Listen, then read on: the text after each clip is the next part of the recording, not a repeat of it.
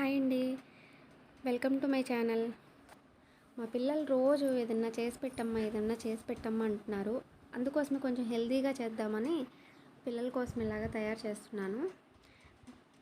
దీనికోసం ఫస్ట్ వేరుశనగ గింజలు ఒక పావు కేజీ, నువ్వులు ఒక 100 గ్రాములు, అవిసె గింజలు ఒక 100 గ్రాములు, వేయించిన శనగపప్పు, పచ్చి శనగపప్పు ఒక 100 గ్రాములు, ఓట్స్ ఒక 50 గ్రాములు తీసుకొని అన్నిటినీ ఫ్రైలాగా చేసేసాను. ఓట్స్ని అన్నీ కొంచెం దోరగా మొత్తం అన్నిటినీ వేయించుకున్నాను.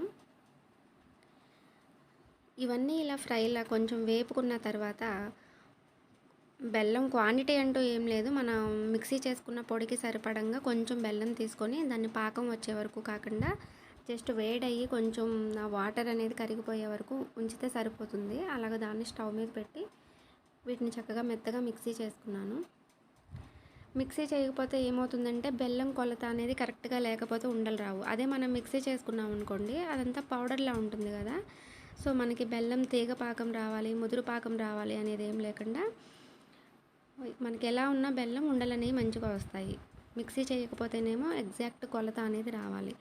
సో ఆ పాకం తయారైన తర్వాత దాంట్లో ఈ పౌడర్ మొత్తం వేసి కొంచెం చల్లారే వరకు ఒక 5 minutes చల్లారే వరకు ఉంచి ఉండలు చేశాను.